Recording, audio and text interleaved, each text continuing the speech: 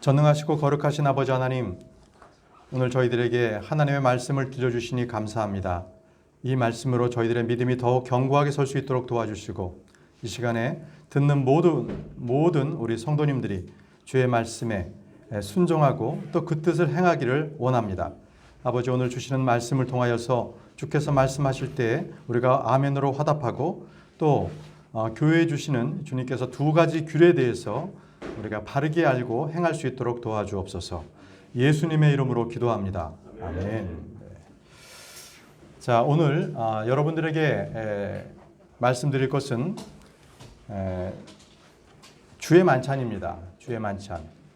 그리고 또 한 가지는 침례입니다. 이 두 가지는 예수 그리스도께서 신약 교회의 성도님들에게 말씀해 주신 두 가지 규례가 되겠습니다. 벌써 1번 첫 번째 예수님께서 신약 교회에 주신 두 가지 의식은 침례 그리고 주의 만찬 두 가지입니다. 1번에 적어 주시기 바랍니다. 침례 그리고 주의 만찬. 믿는 자들은 물론 침례를 받고 또 그것을 친히 주님께서는 제정하시고 명령을 해 주셨습니다. 침례자 요한이 유대 광야에서 주었던 침례, 또 우리 주님께서 그리고 또 제자들이 에논 강가에서 주었던 침례, 이런 것과는 달리 지금 저희가 말씀드리는 것은 아버지와 아들과 성령의 이름으로 침례를 주는 것입니다. 그 이전의 회개의 침례하고는 다른 것이죠. 여러분들 마태복음 28장 19절 말씀을 찾아보시기 바랍니다. 마태복음입니다. 마태복음 28장 19절 말씀. 자, 마태복음 28장 19절 말씀 보시면, 그러므로 너희는 가서 모든 민족들을 가르치고 아버지와 아들과 성령의 이름으로 그들에게 침례를 주며. 자, 지금 대부분의 개신교회에서 주는 것은 침례가 아니라 세례를 주고 있습니다. 이것은 성경의 가르침과는 전혀 맞지가 않습니다. 세례는 침례가 아닙니다. 세례의 유래는 로마 캐톨릭에서부터 시작이 됐죠. 스핑글입니다. 스핑글, 그냥 물을 뿌리는 거죠. 어린아이들, 믿지 않는 어린아이들에게 그것을 의식적으로 행하려다 보니까 만들어진 그것이 세례입니다. 또 예수님을 믿는다고 하면서 아무 생각 없이 침례에 순종하지 않는 것, 이것도 역시 주님의 명령을 거역하는 것이죠. 이번에 마가복음을 보겠습니다. 마가복음 16장 16절.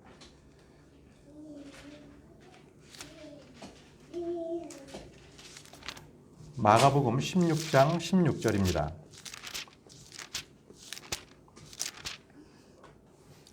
믿고 침례를 받는 자는 구원을 받으려니와 믿지 않는 자는 정죄를 받으리라. 이렇게 말씀하신 대로 주님께서는 침례를 우리 신약 성도들에게 주신 명령입니다. 자, 이것은 구원의 조건은 아닙니다. 그저 구원의 이 침례를 받아야 구원받는다는 것이 아니라 구원받은 자들이 주님께서 받으라고 명령하셨기에 그 침례에 순종하는 것이죠. 단순히 그것은 우리에게 의무입니다. 의무. 네. 침례는 우리의 죄를 제거해 주지 않습니다. 단지 선한 양심에 따라 하나님의 명령에 순종하는 것이다. 이렇게 보시면 되겠습니다. 자, 지금까지가 침례에 대해서 말씀을 드렸고요. 다음은 주의 만찬에 대해서 말씀을 드리도록 하겠습니다. 주의 만찬. 침례는 한 번만 시행하면 됩니다. 믿고 난 이후에 한 번만 시행을 하면 되지만, 주의 만찬은 주님께서 오실 때까지, 주님께서 오실 날 그날까지 행해야 합니다. 침례는 내가 그리스도와 함께 죽었다는 것을 보이는 것입니다. 내가 예수님과 함께 죽었고 장사 지냈고, 이것을 바로 주의 침례를 통하여서 보이는 것이고요. 주의 만찬은 주님께서 오시는 그날까지 우리가 행해야 되는 것입니다. 침례와 그 주의 만찬은 그 의미는 완전히 다릅니다. 자, 이제 주의 만찬에 대해서 한번 살펴보도록 하겠습니다. 진행하다 보니까 여러분들 유인물들을 막 그냥 건너뛰었는데요. 다시 한번 돌아가서 두 번째는 마태복음 28장 19절에 아버지와 아들과 성령의 이름으로 해서 아들이라고 적어 놓으시고요. 그 다음에 3번은 세 번째는 저에게 침례 이후에 또 한 가지 주신 명령은 주의 만찬을 적어 놓으시면 되겠습니다. 주의 만찬은 언제 시행이 됐냐면 6월절 바로 전날 밤이었습니다. 전날 밤 예수님께서 배반당하시기 바로 전날 밤에 제자들과 식사를 하셨죠. 그것이 주의 만찬이었습니다. 주의 만찬. 마태복음 26장 2절에 그 말씀이 나오는데요. 우리 천용훈 형제님부터 한 분씩 뒤로 돌아가면서 읽도록 하겠습니다. 마태복음 26장 2절 말씀을 읽어주시기 바랍니다. 마태복음 26장 2절 말씀. 너희가 아는 대로 이틀이 지나면 유월절이라 사람의 아들이 배반을 당해 십자가에 못 박히리라 하시니라. 예. 자, 이틀 후면 유월절이고 그날이면 십자가에 못 박히신다고 주님께서 말씀을 하셨습니다. 주님은 자신의 죽음을 미리 아셨죠. 그리고 준비하고 계셨습니다. 유대의 수제사장들과 서기관들은 주님을 잡아 죽일 계획을 꾸미고 있었지요. 자, 다음 분께서 마가복음 14장 1절 말씀, 마가복음 14장 1절 말씀을 찾아서 읽어주시기 바랍니다. 마가복음 14장 1절 말씀 읽겠습니다. 이틀이 지나면 유월절과 무교절이더라. 수제사장들과 서기관들이 그분을 흉기로 붙잡아 죽일 방도를 구하였으나 예, 수제사장들과 서기관들은 이제 이틀 전부터 방도를 예수님을 죽일 방도를 구하고 있었습니다.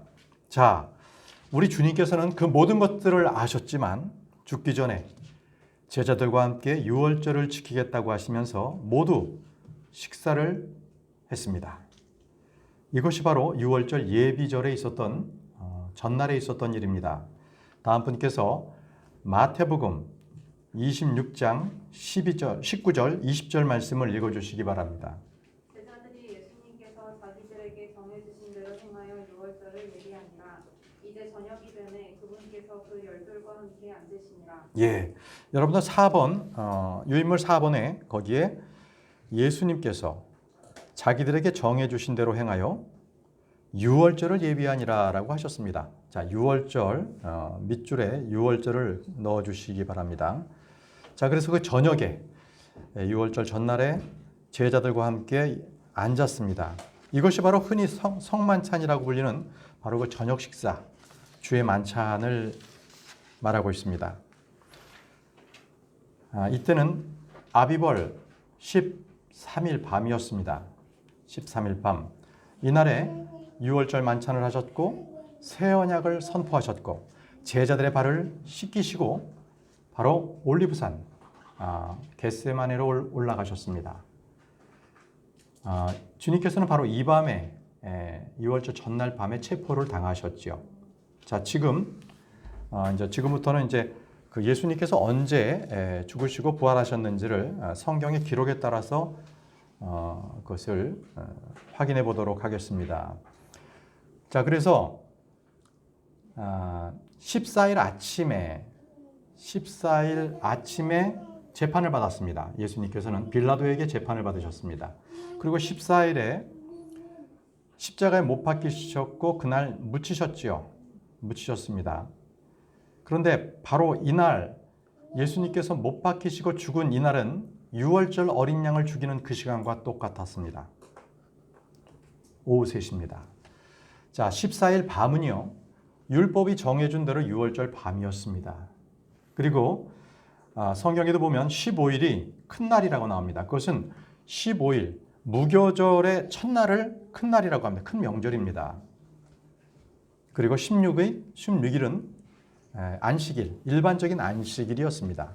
그래서 14일, 6월절, 15일이 무교절의 첫날, 큰 안식일이라고 불렀고 16일은 매주 돌아오는 안식일이었습니다. 자, 그리고 안식일이 끝난 첫날은 초실절입니다. 초실절. 이 초실절은 첫 열매를 드리는 날입니다. 첫 열매를 드리는 날이죠. 자, 조준우 형제님께서 레위기 23장 9절에서 11절 말씀 읽어주시기 바랍니다. 레위기 23장 9절에서 11절 말씀입니다.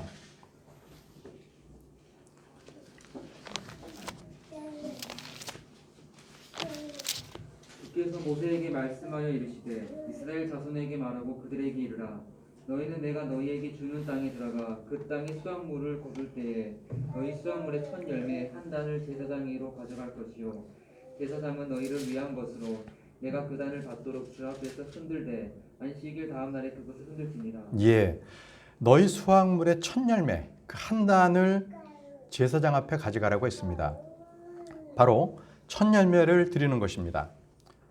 이날이 바로 6월절 기간 중에 누룩 없는 빵을 먹는 절기, 바로 안식일 다음 날을 말하고 있습니다. 자, 다시 한번 정리를 하겠습니다. 예수님이 죽으시고 묻히시고 부활하시는 것, 이것은요 그냥 때가 돼서 한 것이 아니라 바로 절기와 정확하게 일치가 되었다는 것을 주목하십시오. 바로 절기와 정확하게 일치가 되었다. 이 절기는 예수님께서 그 모든 예언의 그 플랜에 따라서 예수님의 죽으심과 묻히심과 일어나심이 바로 그 예언에 따라서 이루어졌다는 것입니다. 예수님께서는 6월절 어린 양이 잡는 바로 그 시각에 주님께서는 숨을 거두셨습니다. 그리고 묻히셨습니다. 그리고 첫 열매를 바치는 바로 초실절, 그날 부활하셨습니다. 바로 부활의 첫 열매입니다. 여러분들 다섯 번째 문항에 첫 열매를 바치는 부활 초실절에 부활하셨다. 이거 적어 놓으시고요. 그리고 언제 그 성령께서 오신 날을 우리는 오순절이라고도 합니다. 칠칠절이라고도 하죠. 그래서 그 오순절을 구약에서는 칠칠절이라고 했습니다. 그것은 첫 열매 명절. 열매를 드리는 명절은 세 가지가 있는데 어쨌든 첫 번째 열매를 드리는 명절 칠칠절입니다.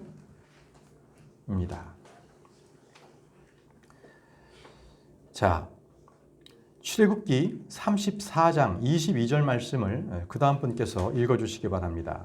출애굽기 34장 22절 말씀. 또는 70절 곧 밀수확의 첫 열매 명절을 지키고 한 해가 끝날 때에 수상절을 지키지. 예, 그렇습니다.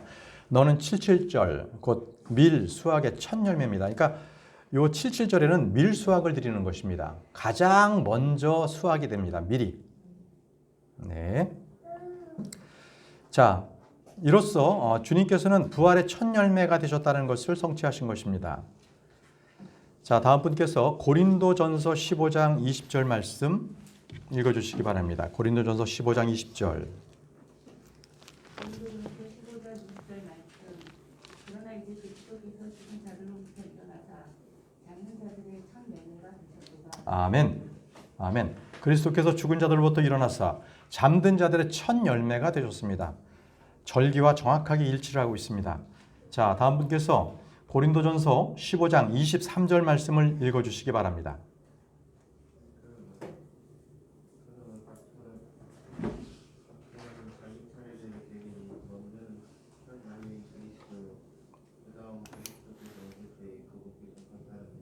예, 그렇습니다. 첫 열매인 그리스도. 첫 열매인 그리스도입니다. 자, 예수님께서는 죽은 자들로부터 처음 난 자십니다. 그분은 죽은 자들 중에서 처음 나셨습니다. 자, 계시록 1장 5절 말씀 보겠습니다. 계시록 1장 5절 말씀.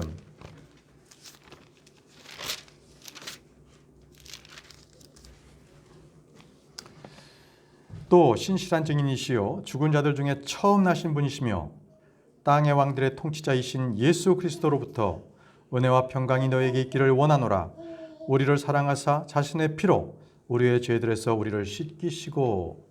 자, 우리 주님께서는 처음 난 자이십니다. 죽은 자들로부터 처음 나신 분이십니다. 자, 이렇게 해서 바로 예수님께서는 6월절 어린 양으로 죽으셨고 또 첫 열매를 드리는 날 죽은 자들로부터 친히 일어나셨습니다. 바로 부활하신 것입니다. 그래서 우리가 이 예수님께서 죽으신 날 그리고 다시 부활하신 날 이런 것을 요일별로 한번 계산을 해본다면 예수님께서는 주의 첫날 부활하셨습니다. 일요일 날 부활하셨습니다. 자, 죽으신 것은 아까 말씀드린 대로 6월절입니다. 6월절. 자, 6월절은 3월 14일입니다. 3월 14일에 죽으셨습니다. 3월 14일 목요일에 죽으셨습니다. 목요일 날. 금요일은요. 금요일은 큰 날의 안식일, 무교절 첫날이라고 말씀드렸습니다. 그러니까 금요일, 그게 3월 15일입니다. 그리고 토요일은 매주 오는 주의 안식일, 매주 오는 안식일, 그것이 16일 토요일이었습니다. 그리고 17일 새벽에, 일요일 날 새벽에 주님께서 일어나셨습니다. 자, 정리가 되십니까?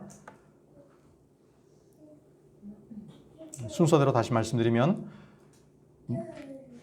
이 6월절 전날에 주의 만찬을 시행하셨죠. 13일 저녁에. 그리고 14일에 목요일입니다. 그때 6월절인데 그때 주님께서 못 박히시고 죽으시고 묻히셨습니다. 그리고 15일 금요일입니다. 그날은 큰 날의 안식일, 무교절 첫날이었습니다.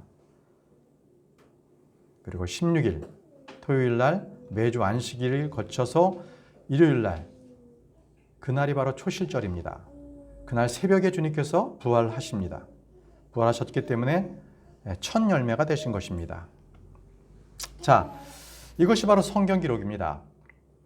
근데 이 캐톨릭은요, 성금요일이라고 해서 주님께서 금요일 날 돌아가셨다고 거짓으로 가르치고 있습니다. 거짓으로 가르치고 있습니다. 자, 여인들이 예수님의 향품을 준비한 것을 말씀을 기록하는 걸 보면 분명히 여인들은 이 15일 날 안식일이니까 준비할 수도 없었고 16일 날도 매주 안식일이니까 준비할 수 없었기 때문에 여인들은 14일 날 향품과 기름을 준비했습니다. 예, 이것이 바로 성경의 기록입니다. 그리고 성경의 기록대로 예수님께서는 말씀하신 대로 죽으신 지 3일이 지나서 셋째 날에 정확히 부활하셨습니다. 만약에 요즘에 부활절을 지키고자 한다면 무교절 후 안식일 다음 날이 부활절인 것입니다. 근데 지금은 부활절이 지금 4월인가요? 이렇게 잘못 지내고 있죠. 그것도 잘못된 거고 부활절도 성경에 있는 이스터가 아닙니다. 이스터는 이방 종교의 신입니다. 그죠? 자, 저희 교회는 부활절 절기를 지키지 않습니다. 네. 크리스마스, 성탄절도 지키지 않습니다. 예. 그것은 다 이방 종교의 신들을 축하하는 축제로부터 비롯되었기 때문에 저희는 그러한 이방 신들의 축제에 참여하지 않습니다. 주님께서 6월절을 기념하셔서 제자들과 만찬을 드셨는데 이날은 6월절 전날이라고 말씀을 드렸죠. 6월절 예비일입니다. 14일 밤에 6월절로 이제 지켜졌기 때문에 유대인들은 명절을 피하기 위해서 예수님을 잡아다가 재판을 했습니다. 그리고 십자가에 못 박혀 죽였는데 이것이 바로 율법의 성취였다는 것입니다. 자, 주의 만찬, 이것은 하나님의 어린 양, 그리고 6월절 어린 양이신 예수 그리스도께서 죽기 전 자기 자신의 살과 피에 대하여 말씀하시고 새 언약을 체결하시고 그리고 기억하고 기념하는 그러한 우리 신약 성도들의 유일한 절기입니다. 그것이 바로 주의 만찬입니다. 주의 만찬. 주님께서는 자신의 죽음을 기억하라고 만찬을 절기로 주셨습니다. 우리는 오늘 예배 끝나고 주의 만찬을 갖습니다. 매월 첫째 주의 만찬을 갖지요. 자, 여러분들 6번째 문항을 보십시오. 6번째 문항. 주의 만찬은 단순한 종교적 의식이나 상징이 아니라 우리가 기억해야 할 역사적, 영적 사건입니다. 주의 만찬은 우리가 이것은 영적이고 그리고 역사적인 사실입니다. 권영호 경제님 차례신가요? 마태복음 26장 26절부터 28절입니다. 마태복음 26장 26절에서 28절을 읽어주시기 바랍니다. 그들이 먹을 때 예수님께서 빵을 집으사 축복하시고 그것을 떼어 제자들에게 주시며 이르시되 받아서 먹으라 이것은 내 몸이시니라 하시고 또 잔을 들으사 감사를 드리시고 그들에게 주시며 이르시되 너희는 다 그것을 마시라 이것은 죄들의 사면을 얻게 하려고 많은 사람들을 위하여 흘린 나의 피 곧 새 상속 언약의 피이라. 아멘. 그렇습니다. 이것은 인류 역사에 있어서 가장 중요한 순간, 놀라운 사건이 아닐 수 없습니다. 예수님께서는 우리를 위해서 자신의 몸을 희생물로 주셨습니다. 그리고 주님께서는 자신의 피를 우리를 위해 흘리셨습니다. 그럼에도 불구하고 많은 신자들이 생각 없이 주의 만찬에 참여하고 자신을 분별하지 못한 채 주의 만찬에 참여합니다. 이것은 죄를 짓는 것입니다. 죄를 짓는 것입니다. 자, 우리는 매월 첫째 주에 주의 만찬을 통해서 주님을 기억하고 다시 오심을 기억하고 있습니다. 자, 이제 주님께서는 십자가에 못 박히시기 전에 유월절 만찬을 함께하기를 그토록 간절히 열망하셨습니다. 자, 그 기록을 보겠습니다. 누가복음 22장 15절 말씀. 누가복음 22장 15절 말씀은 그 다음 분께서 읽어주십시오. 그들에게 이르시되 내가 고난 받기 전에 너희와 함께 이 유월절 어린 양 먹기를 바라고 또 바라노라. 예, 이렇게 간절히 바라셨습니다. 내가 고난 받기 전에 너희와 함께 이 유월절 어린 양 먹기를 바라고 또 바라노라. 주님은 제자들과 함께 주의 만찬을 하시면서 죽음과 부활을 말씀하셨고 배반할 자가 누구인지를 말씀하셨습니다. 그리고 그 이후에 제자들이 어떻게 해야 될 것인가를 말씀하셨던 것입니다. 그러므로 주의 만찬은 단순히 친교, 즐거움의 자리가 아니었습니다. 그것은 인류 역사상 우뚝 서게 할 예수 그리스도의 죽음을 예표하는 바로 그러한 만찬의 자리였던 것입니다. 자, 여러분들 유대인이면서 유월절 어린 양을 먹는다. 이 말 뜻을 모르는 유대인은 한 명도 없습니다. 그들은 유월절 절기를 지키기 위해서 당연히 유월절 어린 양을 먹었습니다. 유월절 어린 양의 고기를 잡아먹고 그 피를 문설주와 인방에 바른 날, 바로 400년 동안의 종살이를 청산하고 영광스럽게 자유와 해방을 누리는 바로 그날이었습니다. 유월절 어린 양의 그 피는 이집트의 심판을 내리던 그 밤에 죽음을 피할 수 있는 유일한 방법이었습니다. 여러분들 7번 문항입니다. 주님은 자신의 몸을 빵에, 자신의 피를 포도즙에 비유하셨습니다. 주님은 자신의 몸을 빵에, 그리고 자신의 피를 포도즙에 비유를 하셨습니다. 자, 다음 분께서 누가복음 22장 19절에서 20절 말씀을 읽어주시기 바랍니다.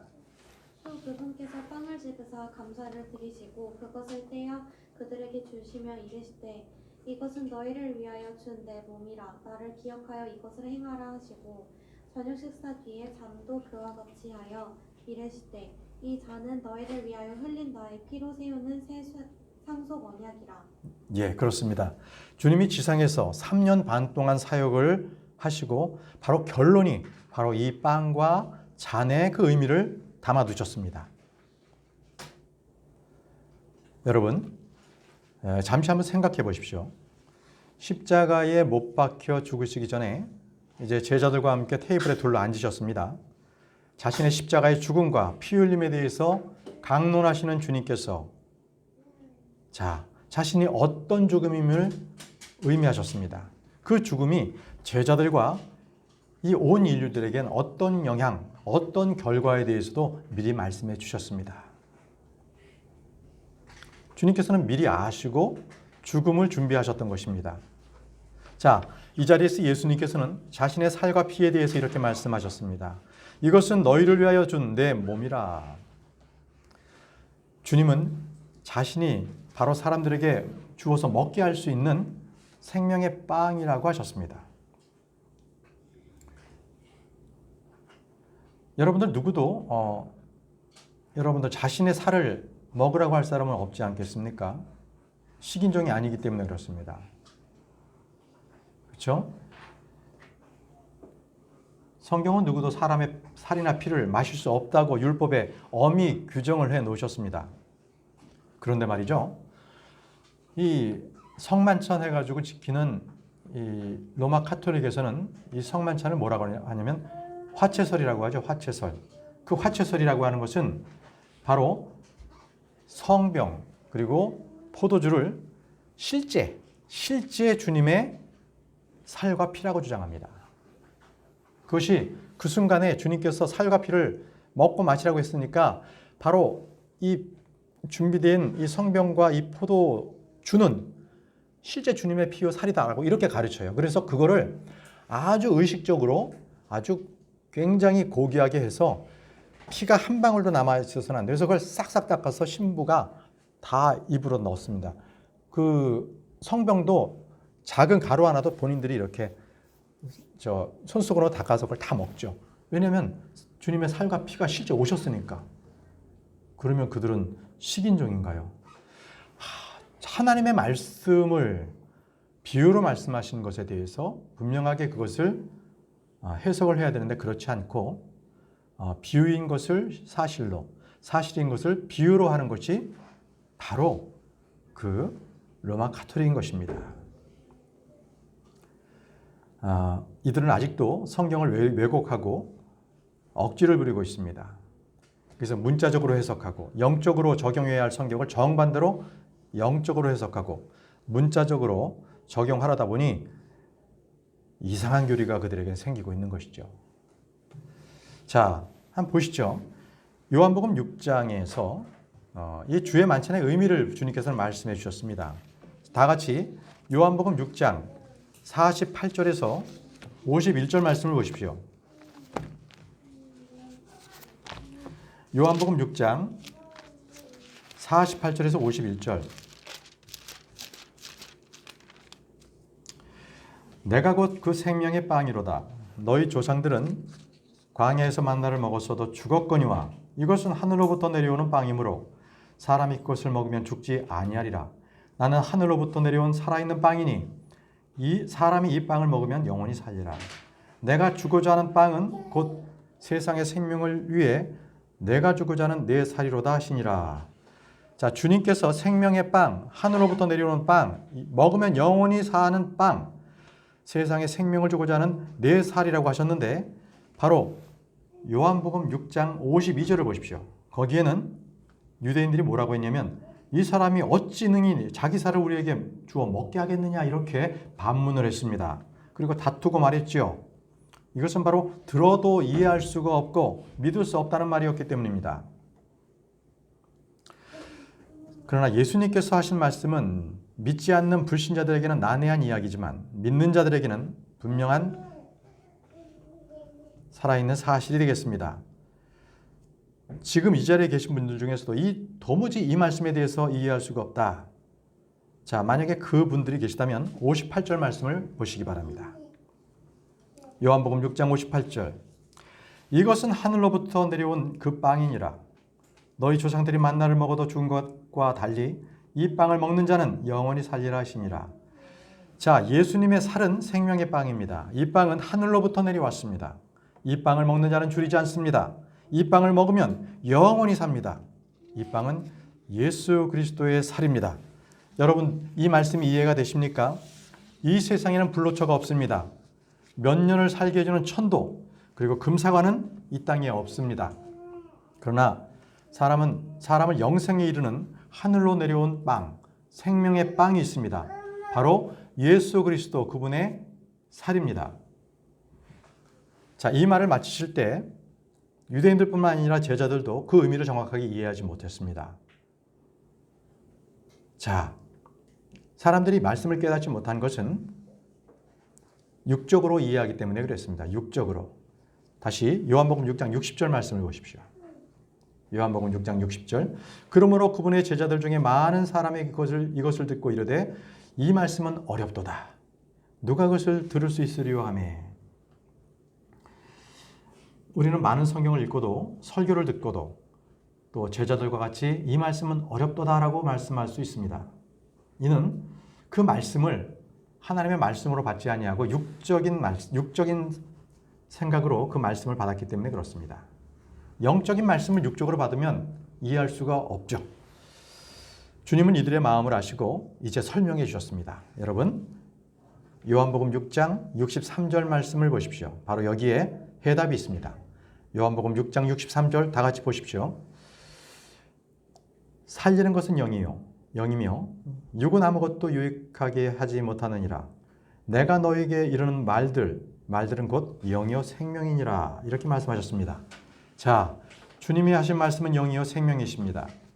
주님께서 하신 생명의 빵, 내 살, 이것은 모두 영적인 말씀입니다. 주님이 자신의 몸을 우리에게 주신 것은 이 육신의 생명, 육신의 몸이 죽지 않고 영원히 살게 하시기 위함입니다.